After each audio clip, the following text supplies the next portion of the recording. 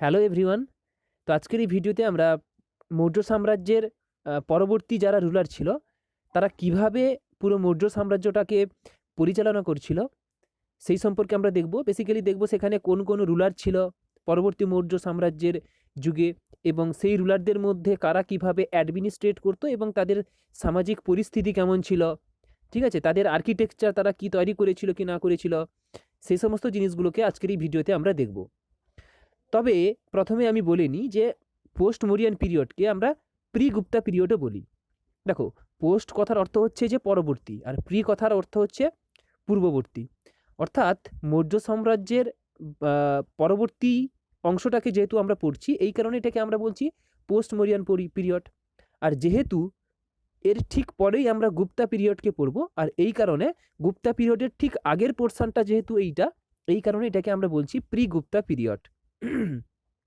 এর টাইম পিরিয়ডটা কতটা ছিল? 185 বিসি থেকে 319 এডি পর্যন্ত। অবভিয়াসলি তোমার 185 বিসি পর্যন্ত আমাদের মৌর্য সাম্রাজ্যের যারা রুলার ছিল তারা রুল করছিল। লাস্ট মৌর্য সাম্রাজ্যের রুলার ছিল কে? বৃহদ্রথ। বৃহদ্রথকে হারিয়ে পুষ্যমিত্র শুঙ্গ, যে ছিল commander in chief of Brihadratha, বৃহদ্রথের যে কমান্ডার ইন চিফ ছিল, সেনানায়ক ছিল, সে কি করে পুরো মৌর্য সাম্রাজ্যটাকে ওভার রুল করে নিজে মৌর্য সাম্রাজ্যের থ্রোনে বসে যায়, এবং সে একটা নিজস্ব রাজা তোমার সাম্রাজ্যের একটা নিজস্ব নাম দিয়ে দেয়। সেটাকে বলবো আমরা এক্ষুনি শুঙ্গ ডাইনাস্টি। অর্থাৎ আমরা তার নামের কাছ থেকে পাবো যে পুষ্যমিত্র শুঙ্গ, এই কারণে শুঙ্গ ডাইনাস্টি। তো তার আগে আমাদের একটু জিনিস দেখে নিতে হবে যে পুরো মৌর্য সাম্রাজ্যের এত বড় সাম্রাজ্যটাকে, মানে এখানে তোমরা ছবিতে দেখতে পাচ্ছ পুরো মৌর্য সাম্রাজ্য কতটা ভাগে বিভক্ত ছিল। এপাশের আফগানিস্তান পাকিস্তান থেকে শুরু করে পুরো বর্তমান দিনের ভারত এবং ভারতের পর বাংলাদেশ, এই পুরো পোর্শন জুড়ে শুধুমাত্র সাউথের কিছু পোর্শন বাদ দিয়ে, ঠিক আছে, সাউথের কিছু পোর্শন বাদ দিয়ে পুরো অংশ জুড়ে কিন্তু মৌর্য সাম্রাজ্যের বিস্তার ছিল। এবার মৌর্য সাম্রাজ্যের ঠিক পরে পরে, অর্থাৎ মৌর্য সাম্রাজ্যের যারা রুলার ছিল তাদের তোমার অধঃপতনের পরে, তাদের ডিক্লাইনের পরে আমরা দেখতে পাবো পুরো ভারতবর্ষ বা পুরো মৌর্য সাম্রাজ্যের অংশটা বিভিন্ন পার্টে ভাগ হয়ে যাচ্ছে। সেই পার্টে মানে কোন কোন ধরনের পার্টে ভাগ হচ্ছে সেগুলোকে আমরা প্রথমে যদি দেখে নিই, প্রথমে দেখবে যে মৌর্য সাম্রাজ্যের যে অংশটা, কিছু কিছু যারা ফরেন রুলার ছিল তারা রুল করবে, অর্থাৎ বিদেশ থেকে কিছুজন রুলার আসবে, দিয়ে মৌর্য সাম্রাজ্যের কিছু অংশ সাম্রাজ্যকে রুল করবে। তারপরে কিছু কিছু আমাদের দেশীয় রুলার, অর্থাৎ নেটিভ সাকসেসরকে আমরা বলবো, তাদের কিছু কিছু নেটিভ সাকসেসর থাকবে, তারা মৌর্য সাম্রাজ্যের কিছু কিছু অংশকে রুল করবে। তো এখন আমরা দেখে নিই যে কোন অংশটাতে ফরেন রুলার রুল করছিল আর কোন অংশটাতে নেটিভ রুলার রুল করছিল। এখানে দেখো, নেটিভ যারা রুলার ছিল বা নেটিভ যারা সাকসেসর ছিল তাদের মধ্যে প্রথমে ছিল শুঙ্গ ডাইনাস্টি। 185 বিসি থেকে 73 বিসি পর্যন্ত শুঙ্গ ডাইনাস্টি রুল করছিল। তারপরে শুঙ্গ ডাইনাস্টির পর চলে আসছে কানভা ডাইনাস্টি। কানভা ডাইনাস্টির পর কানভা ডাইনাস্টিকে ওভাররুল করে দেবে সাতবাহন ডাইনাস্টি। এই সাতবাহন ডাইনাস্টিটা খুবই গুরুত্বপূর্ণ রয়েছে, কারণ এই সাতবাহন ডাইনাস্টিতে অনেক কিছু ইম্পর্টেন্ট তোমার ইভেন্ট ঘটে, যেগুলো থেকে আমাদের পরীক্ষায় প্রশ্ন আসার সম্ভাবনা থেকে যায়। এরপরে লাস্টে আমরা একটা জিনিস পড়ব, কলিঙ্গ বা অর্থাৎ উড়িষ্যা, বর্তমান দিনের যেটাকে বলা হচ্ছে। তো উড়িষ্যাতে যেই ডাইনাস্টি কাজ করছিল বা রুল করছিল সে হচ্ছে ছেদি ডাইনাস্টি। ঠিক আছে, ছেদি ডাইনাস্টি সম্পর্কে আমরা শেষে দেখব। তো এরা ছিল কি নেটিভ সাকসেসরের মধ্যে পড়ছে। তাহলে তুমি ম্যাপে দেখে নাও কোথায় কোথায় নেটিভ সাকসেসররা ছিল। ম্যাপে যদি আমরা দেখতে চাই কোথায় হবে, ম্যাপের মধ্যে দেখতে পাচ্ছ এই ওয়েস্টার্ন ফ্রন্ট বাদ দিয়ে পুরো এই অংশের মধ্যে কারা কাজ করছিল, ওয়েস্টার্ন ফ্রন্ট কিছুটা বাদ দিয়ে বাকি অংশের মধ্যে এই যে তোমরা লাল দাগ দিয়ে দেখতে পাচ্ছ, এই অংশের মধ্যে কাজ করছিল প্রথমে শুঙ্গ ডাইনাস্টি আসবে, তারপরে আসবে কানভা ডাইনাস্টি, তারপরে আসবে সাতবাহন ডাইনাস্টি, আর একদম এইখানে পোর্শনে এখানে একটা আলাদা ডাইনাস্টি কাজ করবে, সেটা হচ্ছে ছেদি ডাইনাস্টি, যেটা বর্তমান দিনে উড়িষ্যার কথা বলা হচ্ছে। এরপরে যারা ফরেন সাকসেসর ছিল, অর্থাৎ বৈদেশিক শক্তি যারা ছিল, তাদের মধ্যে ইম্পর্টেন্ট কারা কারা ছিল? প্রথমে ছিল ইন্ডো গ্রিক্স। অর্থাৎ দেখো, প্রথমে আমি বলে দিই, ফরেন সাকসেসরের মধ্যে যে সমস্ত রুলাররা পড়বে তারা দেখবে তোমরা সকা থাকবে, মানে ইরান থেকে আসবে, গ্রিক দেশ থেকে আসবে, তারপরে বর্তমান দিনের যে রাশিয়া বা কাজাকিস্তান, অর্থাৎ ঠিক আছে, মানে রাশিয়ার লোয়ার রাশিয়া সেখানকার পোর্শন থেকে কিছুজন আসবে। অর্থাৎ আমরা দেখতে পাবো বিভিন্ন ফরেন থেকে রুলাররা এসে ভারতের কিছু কিছু অংশে রুল করবে। তাদের মধ্যে প্রথমে ছিল ইন্দো গ্রিক্স, যারা 2nd সেঞ্চুরি বিসিতে রুল করছিল। এটা আমাদের এত ইম্পর্টেন্ট নয়, শুধুমাত্র আমাদের ইন্দো গ্রিক্সের আমলে কোন কোন ইম্পর্টেন্ট রুলার ছিল এবং সেই সঙ্গে সঙ্গে তারা ভারতে কোন সিস্টেমটাকে চালু করেছিল সেইগুলো সম্পর্কে আমাদের দেখতে হবে। তারপরে সকাস, তারপরে পার্থিয়ানস, তারপরে কুষাণসটা হচ্ছে মোস্ট ইম্পর্টেন্ট। অ্যাকচুয়ালি এখানকার যে 4টা রয়েছে, এখানে 4টাই ইম্পর্টেন্ট রয়েছে, কিন্তু 4টি ফরেন রুলারের কিছু কিছু ইম্পর্টেন্ট ফ্যাক্ট রয়েছে। যদি আমরা সেই ফ্যাক্টগুলোকে পড়ে নিতে পারি, মনে রাখতে পারি, তাহলে আমাদের আর কোনো সমস্যা হবে না। তো তাহলে দেখো আমরা আজকের এই ভিডিওতে কোনটাকে দেখব? আজকের এই ভিডিওকে আমরা ডিসকাস করব যারা নেটিভ রুলার ছিল না। নেটিভ রুলার কারা কারা ছিল? সুঙ্গা ডাইনেস্টি, কানভা ডাইনেস্টি, সাতবাহন ডাইনেস্টি আর ছেদি ডাইনেস্টি। এই 4টা ডাইনেস্টিকে নিয়ে ডিসকাস করব। ঠিক আছে, তাহলে চলো প্রথমে আমরা দেখে নিই সুঙ্গা ডাইনেস্টি। দেখো সুঙ্গা ডাইনেস্টি কোন কোন পোর্শনে বা সুঙ্গা ডাইনেস্টি যেখানে রুল করছিল তার আগে লোকেশনটাকে দেখে নাও। এই যে আমি মার্ক করছি এই পার্সনটা হচ্ছে সুঙ্গা ডাইনাস্টি রুল করছিল। ঠিক আছে, সুঙ্গা ডাইনাস্টি রুল করছিল এখানে। তারপরে এখানকার কিছু অংশকে তারা ক্যাপচার করেছিল, এটা পরবর্তী সময়ে। মেনলি তারা রুল করছিল বিদিশার কাছে, তাদের যেটা ক্যাপিটাল ছিল, তো যেটা বর্তমান দিনের মধ্যপ্রদেশ বলা হচ্ছে। এখানে তোমরা ছবিতে দেখতে পাচ্ছ বিদিশা কোথায় রয়েছে, এটা হচ্ছে বিদিশা। তো বিদিশার কাজ ছিল তাদের ক্যাপিটাল, সুঙ্গা ডাইনাস্টির যে ক্যাপিটাল ছিল সেটা ছিল বিদিশা। এবার সেই সঙ্গে সঙ্গে আমরা দেখতে পাচ্ছি তাদের মেনলি যে লোকেশনটা ছিল রুল করার সেটা ছিল এইটা। এবার চলো এদের সম্পর্কে কিছু ইম্পর্ট্যান্ট ফ্যাক্ট সম্পর্কে আমরা দেখে নিই। সুঙ্গা ডাইনাস্টির টাইম লাইন ছিল, আমি আগেই বলে দিয়েছিলাম, সেটা হচ্ছে 185 বিসি থেকে 73 বিসি পর্যন্ত। এবার এদের ক্যাপিটাল কোনটা ছিল? বিদিশা, যেটা বর্তমান দিনের মধ্যপ্রদেশে অবস্থান করছে। এবার আমি এর আগে একটু গল্প বলছিলাম কি যে সুঙ্গা ডাইনাস্টিকে কিভাবে সেট আপ করা হয়েছিল। লাস্ট মৌর্য রুলার যে ছিল সে ছিল বৃহদ্রথ, যার বেসিক্যালি যে কিন্তু ইম্পর্টেন্ট ছিল, মানে ইম্পর্টেন্ট নয় ইম্পর্টেন্ট ছিল। ইম্পর্টেন্ট কথার অর্থ হচ্ছে যে সে কিন্তু তোমার রাজ্য চালনার ক্ষেত্রে এতটা দক্ষ ছিল না। যাকে ওভাররুল করে দেয় তার একজন ব্রাহ্মণ কমান্ডার ইন চিফ। তার নাম কি ছিল? তার নাম ছিল পুষ্যমিত্র শুঙ্গ। পুষ্যমিত্র শুঙ্গ ছিল বৃহদ্রথ, তার একজন কমান্ডার ইন চিফ, ব্রাহ্মণ কমান্ডার ইন চিফ। তাকে হারিয়ে নিজে সে তার তোমার বৃহদ্রথের থ্রোনটাকে অ্যাসেন্ড করে নেয়, নিজে তার থ্রোনটাকে নিয়ে নেয় এবং সে একটা নতুন ডাইনাস্টিকে সেট আপ করে দেয়। তার নামটা হচ্ছে সুঙ্গা ডাইনাস্টি। ঠিক আছে, এটা ছিল তাদের ইতিহাস যে কিভাবে তারা কিভাবে সুঙ্গা ডাইনাস্টিকে সেট আপ করা হচ্ছে। এবারে দেখো পুষ্যমিত্র শুঙ্গা সে যে ছিল সে কোন ধর্মতে বিশ্বাস করতো? Basically orthodox Hinduism. সোজা কথায় মনে রাখবে যে পুষ্যমিত্র শুঙ্গ কোন ডাইনাস্টিকে বা কোন ধর্মকে সে সাপোর্ট করতো, সেটা ছিল অর্থোডক্স হিন্দুইজম। কিন্তু তাই বলে এই নয় যে সে হিন্দুইজমটাকে সাপোর্ট করতো বলে বাকি সমস্ত ধর্মকে সে রেসপেক্ট করবে না।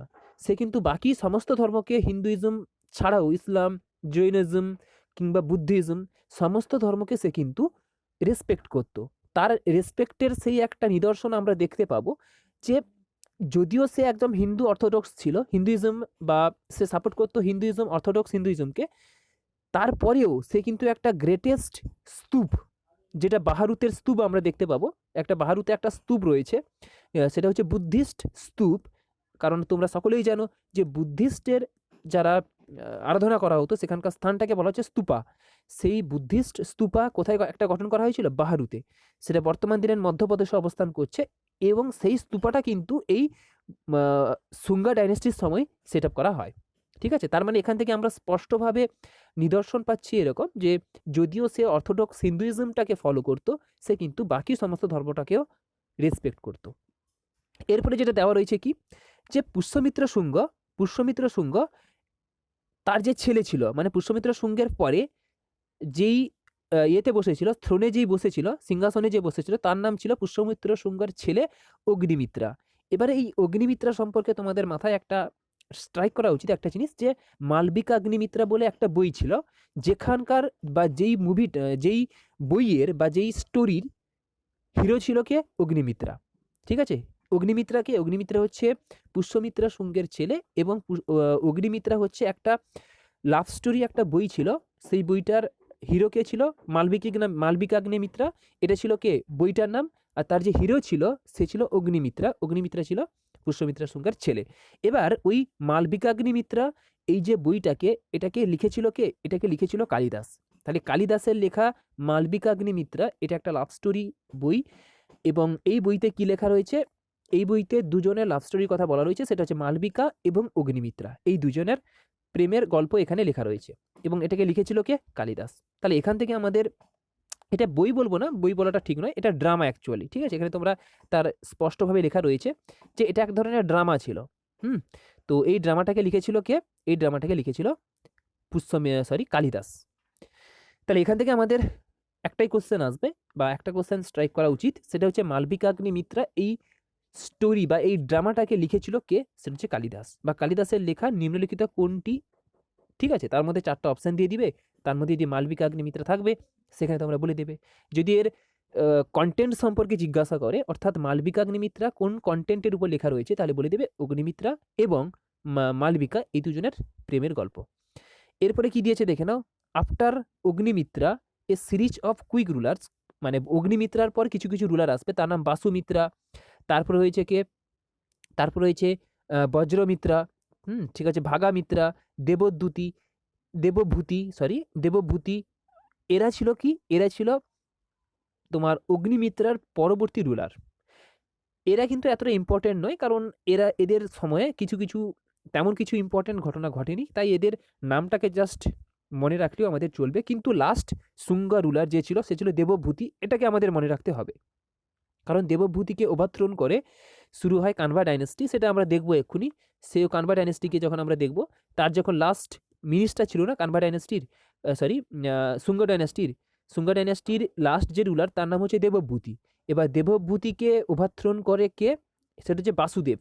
এবার বাসুদেব ওভারথ্রোন করে নিজে একটা ডাইনেস্টিকে সেট আপ করে দেয়, তার নাম ছিল কানভা ডাইনেস্টি। এবার কানভা ডাইনেস্টি সম্পর্কে যখন পড়বো তখন আমি বাকি ডিটেলে বলবো। এখন এখানে বা এই যে দেবভূতি, এই ছিল কে? Last ruler. এখানে বলাই রয়েছে the last Shunga ruler was দেবভূতি, ঠিক আছে?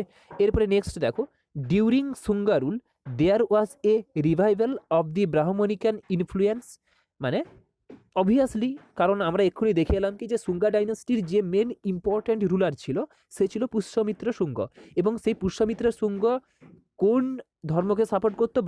তোমার হিন্দুইজমকে সাপোর্ট করতো। এবার হিন্দুইজমটা কিসের উপর বেস করে রয়েছে?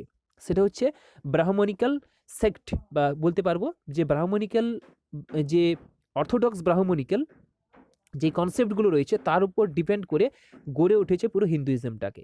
এবার শুঙ্গা ডাইনাস্টির সময় একটা নির্দিষ্ট সেক্ট গঠন হয়েছিল হিন্দুইজমের, তার নাম ছিল কি?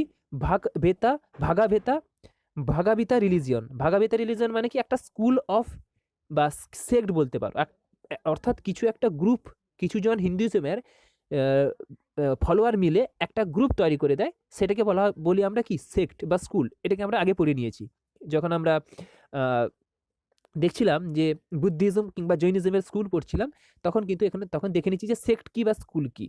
তো হিন্দুইজমের ক্ষেত্রে একটা আলাদা সেক্ট হয়েছে, সেটাকে সাপোর্ট করেছিল তোমারকে পুষ্যমিত্র শুঙ্গ বা শুঙ্গ ডাইনাস্টি, সেটা হচ্ছে ভাগাবেতা রিলিজিয়ান। এই নামটা অ্যাকচুয়ালি মনে রাখতে হবে। এরপরে দেখো অপর একটা ইম্পর্টেন্ট, যে শুঙ্গ ডাইনাস্টির সময় পতঞ্জলি, যার লেখা বইটার নাম হচ্ছে মহাভাষ্য। দেখো পতঞ্জলি ছিল একজন মহাকবি বলতে পারো, মানে সে একটা বই লিখেছিল, সেটা হচ্ছে মহাভাষ্য। সেটা হচ্ছে এই বইটা তোমাদের নামটা মনে রাখতে হবে, মহাভাষ্য। কিন্তু পতঞ্জলির ক্ষেত্রে একটা ইম্পর্ট্যান্ট ফ্যাক্ট যেটা সেটা তোমাদের মনে রাখা প্রয়োজন, সেটা হচ্ছে পতঞ্জলির যখন হেড প্রিস্ট ছিল, যখন সে তোমার প্রধান পুরোহিত ছিল, তার আন্ডারে পুষ্যমিত্র শুঙ্গ একটা তোমার অশ্বমেধ যজ্ঞ করে। সেই অশ্বমেধ যজ্ঞ তার যে প্রধান পুরোহিত ছিল সে ছিল পতঞ্জলি। এটা তার পরের লাইনেই লেখা রয়েছে। এবার একটু কথা বলে দিই আমি, যে অশ্বমেধ যজ্ঞ সম্পর্কে একটু বলে দিই। অশ্বমেধ যজ্ঞ হচ্ছে সেই ধরনের যজ্ঞ যেখানে একজন রুলার কি করবে, যেই রুলার অশ্বমেধ যজ্ঞ করাবে, ওই যজ্ঞের পরে সে একটা ঘোড়াকে ছেড়ে দেবে, মুক্ত করে দেবে, এবং সেই ঘোড়াটা যেই অঞ্চলের মধ্য দিয়ে যাবে সেই পুরো অঞ্চলটা ওই রুলারের হয়ে যাবে। এবার সেটা যদি তার মানে মনে করো যে মনে করো এটা শুঙ্গা রুলার, শুঙ্গা ডাইনাস্টি। এবার এখান থেকে ঘোড়াটা এলো এইদিকে, এখানে ছিল অন্য একটা ডাইনাস্টি, তো এখানকার যে এই অঞ্চল, যেই অঞ্চলের মধ্য দিয়ে ঘোড়াটা যাচ্ছে, এই ঘোড়াটাও শুঙ্গা ডাইনাস্টির মধ্যে চলে আসবে। মানে পুরো এরকম এরিয়া হয়ে যাবে। এবার এখানকার রাজা যদি বলে যে না, আমি তোমাকে এই এরিয়াটাকে দেব না, তো যদিও তোমার ঘোড়া আমাদের এই অঞ্চলের মধ্য দিয়ে যায়, কিন্তু আমি এই অঞ্চলটাকে আমার আছে যেহেতু, আমি দেব না তোমাকে। তখন তাহলে ওই রাজার বিরুদ্ধে, অর্থাৎ শুঙ্গ ডাইনেস্টির বিরুদ্ধে ওই রাজাকে যুদ্ধ করতে হবে, এবং যুদ্ধে যেই জয়লাভ করবে সেই এলাকাটা তার হয়ে যাবে। এটাই হচ্ছে কনসেপ্ট অশ্বমেধ যজ্ঞের। তো দুটো অশ্বমেধ যজ্ঞ করিয়েছিল তোমার পুষ্যমিত্র শুঙ্গ, এবং তার যে হেড প্রিস্ট ছিল তার নাম ছিল পতঞ্জলি। এবং পতঞ্জলি কিন্তু মহাভাষ্য একটা বই লিখেছিল, এবং বলতে পারো পতঞ্জলি কন্টেম্পোরারি অফ দি শুঙ্গা ডাইনাস্টির যারা রুলার ছিল সে হচ্ছে কে তোমার তার নাম কি ছিল, পুষ্যমিত্র শুঙ্গ। যদি তোমাকে প্রশ্ন আসে যে which of the following priest was the contemporary of Pushyamitra Shunga, Pushyamitra শুঙ্গের সময় কন্টেম্পোরারি বা সমকালীন কে ছিল, তখন তোমাকে অ্যান্সার দিতে হবে পতঞ্জলি। ঠিক আছে, নেক্সট। এরপরে আমরা চলে যাচ্ছি কোথায়, বাকি জিনিস। একটা গুরুত্বপূর্ণ ফ্যাক্ট রয়েছে, সেটা হচ্ছে কি, যখন তোমরা একটা জিনিস পড়ে এসেছিলে, যখন অশোককে আমরা পড়ছিলাম বুদ্ধিজমের ক্ষেত্রে, যখন আমরা পড়ছিলাম মৌর্য সম্রাট অশোকের কথা পড়ছিলাম, তখন দেখেছিলাম যে অশোক একটা স্তূপকে তৈরি করেছিল, তার নাম ছিল সাঁচি স্তূপ। এবার অশোক শুধুমাত্র সেই স্তূপটাকে তৈরি করে চলে গেছিল, কিন্তু তার সামনের যে এই যে রেলিংটা, মানে অশোক যখন এই স্তূপটাকে তৈরি করেছিল, এই যে ডোমের মতো অংশটাকে সে শুধুমাত্র তৈরি করে দিয়ে চলে গেছিল, কিন্তু বাইরের চারদিকের যে এই রেলিংটা, এটা কিন্তু শুঙ্গা ডাইনেস্টির সময় এই রেলিংটাকে তৈরি করা হয়। কোন ডাইনেস্টির সময়? শুঙ্গা ডাইনেস্টির সময়। ঠিক আছে, তাহলে তোমাদের মনে রাখতে হবে এরকম যে অশোকের স্তূপের যে অশোক স্তূপের যে রেলিংটা, বাইরের যে রেলিংটা, এটা কোন ডাইনেস্টির সময় তৈরি করা হয়? এটা হবে শুঙ্গা ডাইনেস্টির সময়। এবং এটা কোথাকার স্তূপ? এটা ছিল সাঁচি স্তূপ। ঠিক আছে, এইটুকু মোটামুটি তোমাদের মনে রাখতে হবে শুঙ্গা ডাইনেস্টির ক্ষেত্রে। এরপরে আমরা চলে আসছি কোথায়? এরপরে আমরা চলে আসছি কানভা ডাইনেস্টিতে। ঠিক আছে, এছাড়াও আরও কিছু কিছু ইম্পর্ট্যান্ট ফ্যাক্ট রয়েছে, আগে দেখে নাও। এছাড়াও কিছু কিছু ইম্পর্ট্যান্ট ফ্যাক্ট রয়েছে রিগার্ডিং দি শুঙ্গা ডাইনেস্টি। কী কী? প্রথমে অমরাবতী স্তূপা তৈরি করেছিল, নাসিক স্তূপা, এই দুটো স্তূপা খুবই গুরুত্বপূর্ণ রয়েছে। অমরাবতী স্তূপা এবং নাসিক স্তূপা কোন ডাইনাস্টির সময় গঠিত হয়েছিল? এটা ছিল শুঙ্গা ডাইনাস্টির সময়। ঠিক আছে, এই যে এই ছবিটা হচ্ছে অমরাবতী স্তূপার ছবি, আর এদিকে রয়েছে নাসিক কেভস বা নাসিক স্তূপ টাইপের, এরকম টাইপের এটার ছবি। ঠিক আছে, এরপরে চলে যাচ্ছি আমরা কোথায়? কানভা ডাইনাস্টিতে। দেখো, কানভা ডাইনাস্টি সম্পর্কে আমাদের কিন্তু হিস্ট্রিতে তেমন কিছু ইনফরমেশন পাওয়া যায়নি, তবে যেইটুকু ইনফরমেশন পাওয়া গেছে সেইটুকুই আমাদের মনে রাখতে হবে। দুটো ইনফরমেশন আমাদের কানভা ডাইনাস্টিতে মনে রাখতে হবে, অর্থাৎ কানভা ডাইনাস্টির যে মেন রুলার বা কানভা ডাইনাস্টি কিভাবে রুল করতে এলো, কিভাবে আমাদের পিকচারে এলো, সেই একটু স্টোরিটা সম্পর্কে তোমাদের জেনে রাখতে হবে। যেমন আমরা আগে পড়ছিলাম যে শুঙ্গা ডাইনাস্টি কিভাবে পিকচারে এলো, সেটাকে দেখছিলাম কি যে পুষ্যমিত্র শুঙ্গা, যে ছিল commander in chief of Brihadratha, who was the last Maurya period, Maurya সাম্রাজ্যের শেষ যে সম্রাট ছিল বৃহদ্রথ, তার কমান্ডার ইন চিফ ছিল পুষ্যমিত্র সিংহ, এবং তাকে হারিয়ে পুষ্যমিত্র শুঙ্গ একটা নির্দিষ্ট অপর একটা ডাইনাস্টি সেট আপ করে দেয়, তার নাম ছিল তোমার শুঙ্গা ডাইনাস্টি। ঠিক একইভাবে কানভা ডাইনাস্টিতেও যখন দেবদূতি আমরা দেখছিলাম, শুঙ্গ ডাইনাস্টির লাস্ট রুলার, তার একজন মিনিস্টার ছিল, এবং সেই মিনিস্টারের নাম কি ছিল? বাসুদেব। সেই মিনিস্টারের নাম কি ছিল? বাসুদেব। সে কি করে? সে দেবভূতিকে হারিয়ে নিজে, বা দেবভূতিকে ওভারথ্রোন করে, ঠিক আছে, তাকে কি করে? ওভারথ্রোন করে সে নিজে সিংহাসনে বসে যায়, এবং সেই সিংহাসনে বসে নতুন একটা ডাইনাস্টিকে সেট আপ করে দেয়, তার নাম হচ্ছে কানভা ডাইনাস্টি। তাহলে এখানে একটা জিনিসই ইম্পর্টেন্ট, এদের টাইম পিরিয়ডটা ততটা গুরুত্বপূর্ণ নয়, তবে এইটুকু মনে রাখতে হবে, কারণ এদের শর্ট পিরিয়ড ছিল, খুব একটা বেশি পিরিয়ড ছিল না। তো এইটুকু তবে মনে রাখতে হবে যে যেইটুকু সময় এরা রুল করেছিল, সেই সময় তাদের যে ক্যাপিটাল ছিল পাটলিপুত্র, এবং ইম্পর্টেন্ট যে রুলার ছিল সে ছিল বাসুদেব, এবং who was the founder of the Kanva dynasty. ঠিক আছে, জাস্ট কানভা ডাইনাস্টি সম্পর্কে এইটুকু মনে রাখলে আমাদের চলবে। এবার কানভা ডাইনাস্টির এলাকাটাকে দেখে নাও। এই যে হলুদ রঙের অংশটা দেখতে পাচ্ছ, হলুদ বলছি, এটা গ্রে কালারের অংশ, দেখে নাও। কালার সম্পর্কে আমার এত আইডিয়া নেই, তো এই যে কালারটা অরেঞ্জ টাইপের হবে, তাই না? অরেঞ্জ টাইপের যে কালারটা রয়েছে, এই কালারটার অংশ দিয়ে আমরা দেখতে পাবো যারা কানভা ডাইনাস্টি রুলার এইখানেই রুল করছিল। এরপরে চলো next, Satavahana dynasty, most important dynasty, that is Satavahana dynasty. তো সাতবাহন ডাইনাস্টি যারা রুলার ছিল তাদের সম্পর্কে আমাদের প্রথমে জানতে হবে, এবং এখানকার প্রত্যেকটা পয়েন্ট সম্পর্কে আমাদের মনে রাখতে হবে। টাইম পিরিয়ড দেখে নাও, একটা যথেষ্ট সময় কিন্তু এরা রুল করেছে, অলমোস্ট কত বছর? 285 ইয়ার্স, অলমোস্ট 300 বছর পর্যন্ত সাতবাহন ডাইনাস্টি রুল করেছিল। এবার দেখো সাতবাহন ডাইনাস্টি কিভাবে পিকচারে এলো। দেখো সাতবাহন অ্যাকচুয়ালি একটা কথা বলে দিই, যখন কানভা ডাইনাস্টি, না এখানে যে পিকচারটা আছে এখানে দেখে নিই আমি, এই যে, না এখানে নেই, সামনের দিকে রয়েছে, এই যে যখন কানভা ডাইনাস্টি পাটলিপুত্রতে রুল করছিল না, তখনও কিন্তু সাতবাহনরা এইদিকে রুল করছিল, ঠিক আছে, বা ডেক্কানে রুল করছিল। এইটুকু মনে রাখো, যখন নর্থ ইন্ডিয়াতে রুল করছিল কানভা ডাইনাস্টি, তখন ডেক্কানে রুল করছিল, বলতে পারো মহারাষ্ট্র এবং অন্ধ্রপ্রদেশের কাছাকাছি, তখন রুল করছিল কে? সাতবাহন ডাইনাস্টি। এবার পরবর্তী সময়ে সাতবাহন ডাইনাস্টি কি করে? কানভা ডাইনাস্টিকে ওভারথ্রোন করে দেয়, তাদেরকে হারিয়ে দেয় যুদ্ধে, এবং যুদ্ধে হারিয়ে দেওয়ার পরে তারা কিন্তু সাতবাহন ডাইনাস্টিকে সেট আপ করে দেয় কানভা ডাইনাস্টির পরিবর্তে। তো অ্যাকচুয়ালি তারা কি করে? এখান থেকে মুভ করে, কোথা থেকে? ডেক্কান পোর্শন থেকে মুভ করে, এবং নর্থ পোর্শনে তাদের যে এম্পায়ারটা ছিল সেটাকে এক্সপ্যান্ড করে দেয়, ঠিক আছে, মানে সাউথ থেকে গিয়ে তারা নর্থ পোর্শনে তাদের এম্পায়ারটাকে এক্সপ্যান্ড করে দেয়। তো সেই কথাগুলো এখানেই লেখা রয়েছে, দেখে নাও।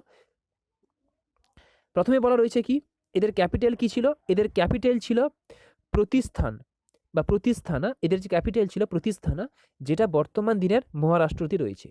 এছাড়াও মোস্ট ইম্পর্ট্যান্ট ফ্যাক্ট যেটা সাতবাহন ডাইনাস্টি সম্পর্কে, সেটা কি, যে the most important native successor of Mauryans in Deccan and central India were সাতবাহনস।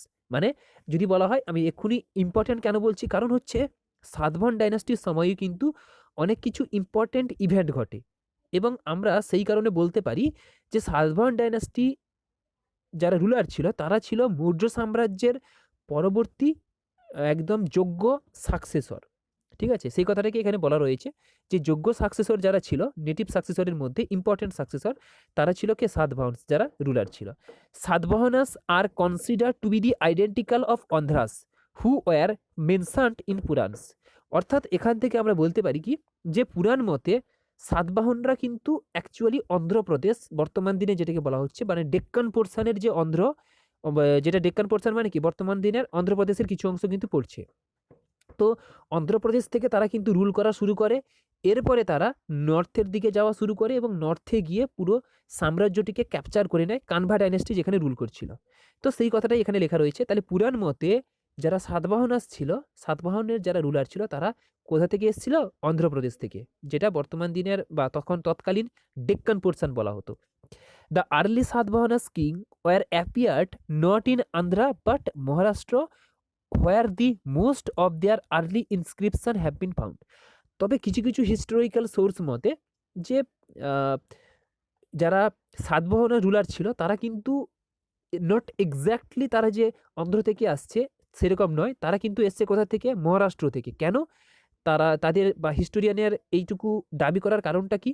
কারণ দেখা যাচ্ছে এরকম যে মহারাষ্ট্রের কিছু কিছু পোর্শন রয়েছে যেখানে সাতবাহন যারা রুলার ছিল তাদের কিন্তু অনেক ইনস্ক্রিপশন পাওয়া গেছে।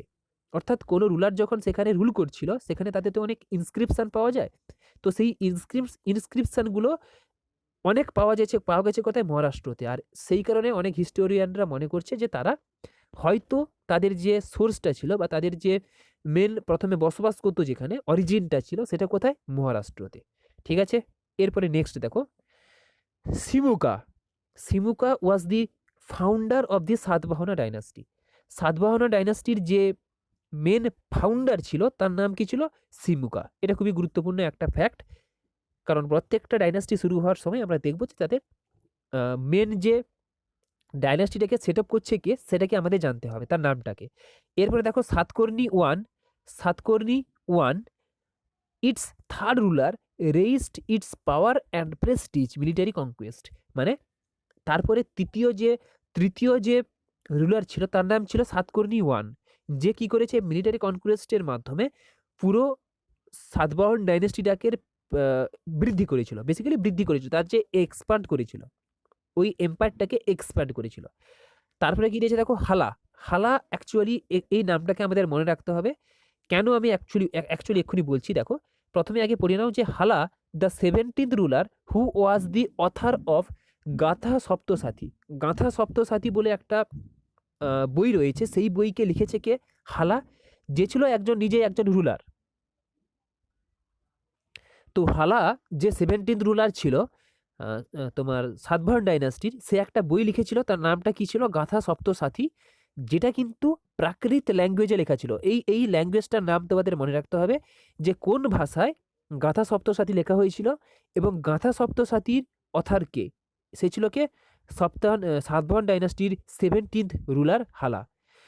The famous book the famous বুক বৃহৎ কথা the famous book Brihat Katha, which is also written in Prakrit language, was written by Gunadhya, who was the great scholar in the court of Sadbahana king Hala.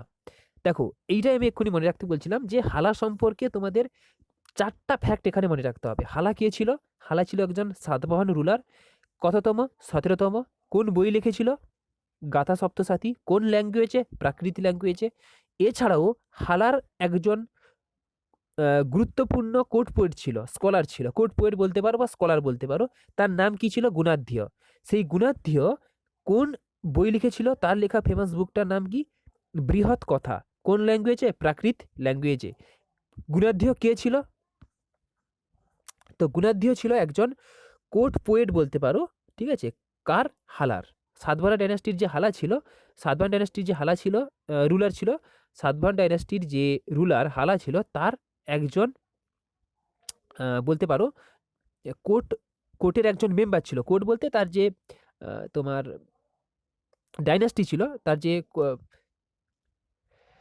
তার যে মন্ত্রী পরিষদ ছিল, ঠিক আছে, সেখানকার একজন মেম্বার ছিল গুণাঢ্য। এবার এখান থেকে একটা প্রশ্ন আসবে যে গুণাঢ্য কোন সব তোমার সাতবাহন ডাইনাস্টির রুলারের কন্টেম্পোরারি ছিল? গুণাঢ্য কোন সাতবাহন ডাইনাস্টি রুলারের কন্টেম্পোরারি ছিল? সেখানে 4টা অপশন দিয়ে দিবে। গুণা, তোমার সিমুকা, তারপরে হালা, গৌতমী পুত্র সাতকর্ণী, তারপরে হচ্ছে কি বৈশিষ্ট্য পুত্র সাতকর্ণী। তো এরকম ধরনের 4টা নাম দিয়ে দিল, তোমাদের সেখানে ঠিক করতে হবে কোনটাকে? হালাকে। তারপরে নেক্সট দেখো, নেক্সট পোর্শনে কি বলা রয়েছে? নেক্সট পোর্শন যেটা বলা রয়েছে, the famous Satavahana ruler Gautamiputra Satakarni, who was the 23rd Satavahana ruler, defeated the Saka কিংকে হারিয়েছিল, যার নাম ছিল Nahapana, and restore the prestige of his dynasty by reconquering a large part of the former dominion of the Satavahanas. মানে কি হয়েছিল? সাতবাহন যারা রুলার ছিল না, তারা কি করেছিল? কিছু কিছু পরিমাণ সাতবাহন রুলার ছিল, কিছু কিছু পরিমাণ জায়গাকে সাতবাহন ডাইনাস্টির তারা ক্যাপচার করে নিয়েছিল থ্রু কনকুয়েস্ট। যুদ্ধ করে তারা সেগুলোকে ক্যাপচার করে নিয়েছিল। এবার কার আন্ডারে? সেটা ছিল গৌতমীপুত্র সাতকর্ণীর আন্ডারে। নাহাপানা একজন সকা কিং ছিল, তাকে হারিয়ে সেই সমস্ত এরিয়াগুলোকে এরা রিক্যাপচার করে নেয় এবং বলতে পারো সেখান থেকে তাদের একটা যে নির্দিষ্ট হারিয়ে যাওয়া প্রেস্টিজটাকে, সেটাকেও তারা ফিরে পায়। এরপরে নেক্সট দেখো যে বৈশিষ্ট্য পুত্র সাতকর্ণী, বৈশিষ্ট্য পুত্র শ্রী সাতকর্ণী, এ ছিল 24th ruler, was married with the daughter of Saka ruler Rudradaman, although defeated by him twice. মানে একজন সকা রুলার ছিল, তার নাম ছিল রুদ্রদমন, সকা রুলার রুদ্রদমন। তার কাছে কিন্তু বৈশিষ্ট্য পুত্র শ্রী সাতকর্ণী, সে কিন্তু দুবার হেরে যায়, কিন্তু হেরে যাওয়ার পরেও সে কিন্তু ম্যাট্রিমোনিয়াল অ্যালায়েন্সের মাধ্যমে, অর্থাৎ বলতে পারো তার মেয়েকে বিয়ে করে, মানে রুদ্রদমনের মেয়েকে বিয়ে করে, সে সেই সমস্ত এলাকাগুলো যেগুলোকে হারিয়ে ফেলেছিল দুবার যুদ্ধের মাধ্যমে, সেগুলোকে ফিরে পায়। বলতে পারো যে বৈশিষ্ট্য পুত্র সাতকর্ণীর অপর একটা এটা দিক যে ম্যাট্রিমোনিয়াল অ্যালায়েন্সের মাধ্যমে সে পুরো এলাকাটাকে দখল করে নিচ্ছিল। এরকম আমরা কোথায় দেখছিলাম যে চন্দ্রগুপ্ত মৌর্য, সেও কিন্তু ম্যাট্রিমোনিয়াল অ্যালায়েন্সের মধ্য দিয়ে তারা পাশাপাশি যে তার যে রাজ্য ছিল সেগুলোকে কিন্তু সে ক্যাপচার করে নিচ্ছিল। মানে সেগুলোকে অটোমেটিক্যালি পাশাপাশি যে রাজ্য থাকছে, তার যদি কেউ কোনো রানীকে সে বিয়ে করে নেয়, রাজকন্যাকে সে বিয়ে করে নেয়, তখন কি হয়ে যাবে? তখন ওই এলাকার কিছু কিছু পোর্শন ওর হয়ে যাবে। তো এখানে সেই কথা বলা রয়েছে যে বৈশিষ্ট্য পুত্র শ্রী সাতকর্ণী, সে রুদ্রদমন সকা রুলার ছিল, তার মেয়েকে বিয়ে করে নেয় এবং বিয়ে করার পরে যেই অংশগুলো সে দুবার যুদ্ধে হেরে গেছিল সেগুলোকে সে ফিরে পায়।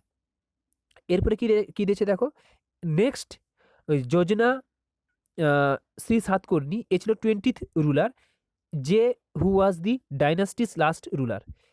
অ্যাকচুয়ালি দেখো, ডাইনাস্টিস এখানে বলেছে কি গ্রেটেস্ট লাস্ট রুলার। এখানে বলেছে কি যে গ্রেটেস্ট লাস্ট রুলার, মানে লাস্ট রুলার কিন্তু নয়, তার যে লাস্ট রুলার সাতবাহন ডাইনাস্টির যে লাস্ট রুলার তার নাম কি ছিল, সে ছিল কি যে পুলোমাভি 3। পুলোমাভি 3 এ ছিল লাস্ট রুলার তোমার সাতবাহন ডাইনাস্টির, কিন্তু এ ছিল গ্রেটেস্ট লাস্ট রুলার, মানে এরপরে ইম্পর্টেন্ট রুলার আর কেউ আসেনি, এই ছিল একদম গ্রেটেস্ট রুলার। ঠিক আছে, চলো নেক্সট পোর্শন দেখে নিই। এরপরে দেখো সাতবাহনা রুলাররা যারা ছিল তারা কিন্তু শেষ পর্যন্ত একটা ডাইনাস্টির কাছে হেরে যায়। এইখানে যে অংশটা দেখতে পাচ্ছ এই অংশটা হচ্ছে, এরা ছিল ইক্ষ্বাকু রুলার। কে ছিল? ইক্ষ্বাকু রুলার। এর উচ্চারণটা কি হবে বাংলায় লেখা রয়েছে, এখানে দেখে নাও। ইক্ষ্বাকু ডাইনাস্টি, তার কাছে সাতবাহনা যারা রুলার ছিল তারা আলটিমেট বা শেষ পর্যন্ত হেরে গেছিল। অ্যাকচুয়ালি দেখো এটা আমাদের মনে রাখতে হবে এই কারণে, কারণ সাতবাহন ডাইনাস্টি যারা রুলার ছিল তারা কিন্তু বেশি যুদ্ধে হারেনি, বা কোনো ছোট কোনো ডাইনাস্টির কাছে তারা হারেনি, কিন্তু আলটিমেট এত বড় একটা ডাইনাস্টি বলতে পারো যে ইক্ষ্বাকু রুলার যারা ছিল কলিঙ্গর ঠিক নিচে সাউথে, তাদের কাছে হেরে যায়।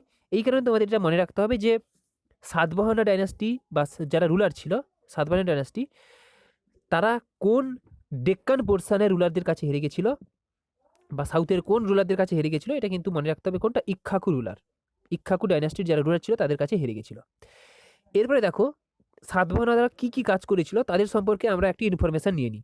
সাতবাহনা has started the practice of donating land with fiscal and administrative immunities to Brahmanas and Buddhist monks which eventually weakened their authority. দেখো এটা খুবই গুরুত্বপূর্ণ রয়েছে। সাতবাহনা রুলাররা কি করছিল, তারা তাদের ল্যান্ডটাকে ব্রাহ্মণদের এবং বুদ্ধিস্টদের দিয়ে দিচ্ছিল। মানে কি, যে তোমরা এগুলোকে নিয়ে ব্যবহার করতে পারো, কিন্তু সেটার হেড কে থাকবে, সেগুলোর হেড থাকবে অ্যাকচুয়ালি সাতবাহনা রুলার, কিন্তু সেগুলোকে ব্যবহার করার একটা পারমিশন দিয়ে দিচ্ছিল কাকে কাকে? বুদ্ধিস্ট মঙ্কস যারা রয়েছে তাদেরকে, এবং সেই সঙ্গে সঙ্গে যারা ব্রাহ্মণ ছিল তাদেরকে।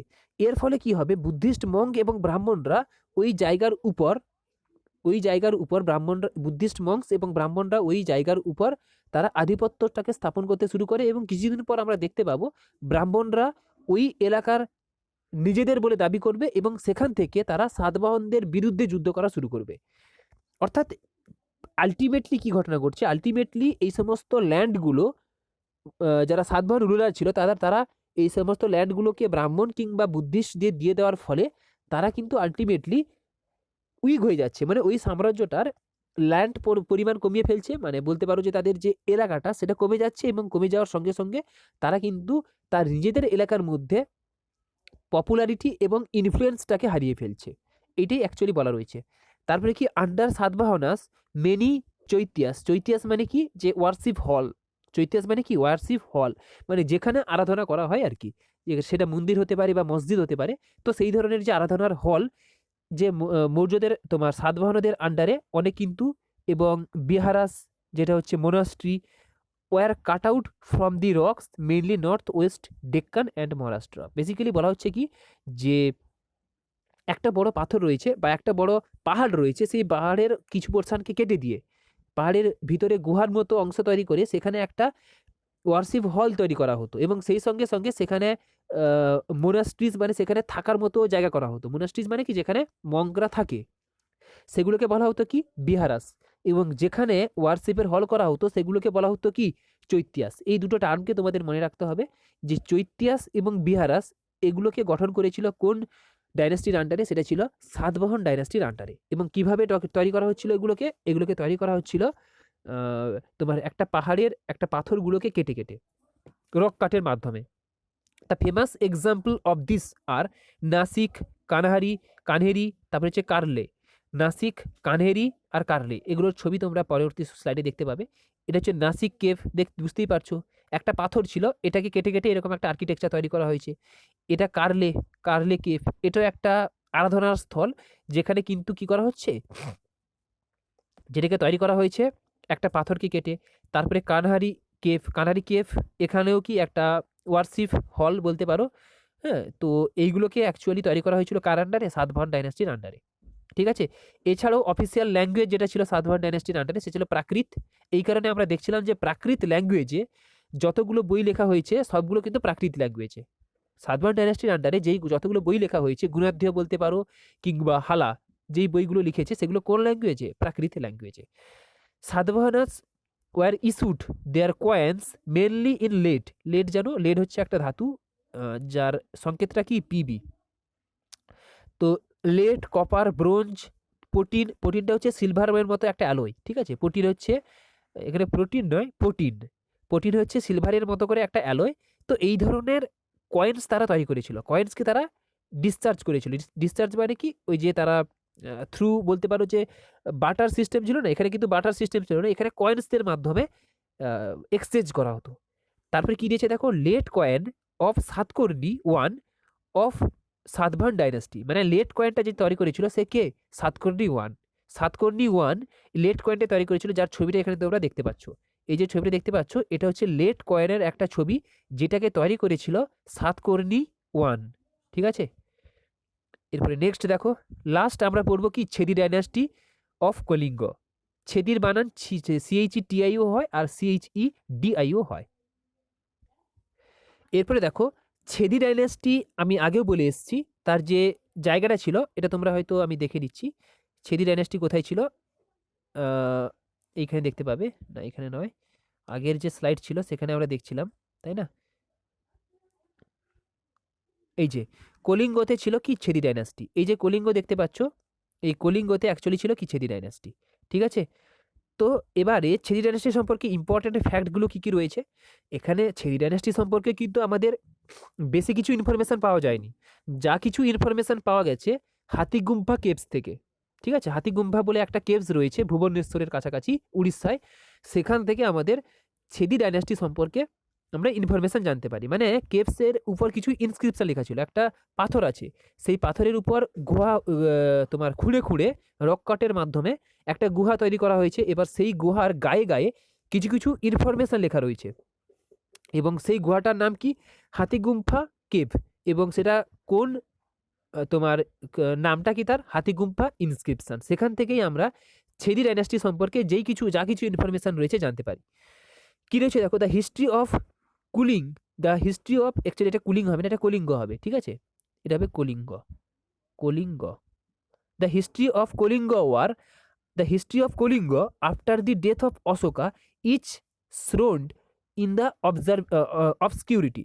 মানে অশোকা যখন, কলিঙ্গকে আমরা জানি কি অশোকার সময় পড়ছিলাম যে কলিঙ্গ যুদ্ধের সময়, যেটা 263 বিসিতে হয়েছিল, অশোকা পুরো কলিঙ্গকে জয়লাভ করে এবং সেখানে প্রচুর পরিমাণ লোক মারা যায়, ঠিক আছে। তো তারপরে কিন্তু কলিঙ্গের অবস্থা খুব তোমার দুর্দশার মধ্যে চলে যায়। মানে অবভিয়াসলি যেখানে এত লস হয়, এত হিউম্যান লস হয়, সেই সঙ্গে সঙ্গে বিভিন্ন অনেক তোমার রিসোর্সেসও লস হয়ে যায়। রিসোর্সেস কথার অর্থ করো, কারণ যুদ্ধ হলে এটা তো অবভিয়াস যে রিসোর্সেসও লস হয়ে যাবে, সেখানকার ইকোনমি পুরো বরবাদ হয়ে যায় বলতে পারো। সেখানকার সোসাইটির কোনো সোসাইটির মধ্যে যে সমস্ত রুলগুলো চলছিল সেগুলো একদম বরবাদ হয়ে যায়, ইকোনমি তো বলেই দিয়েছি।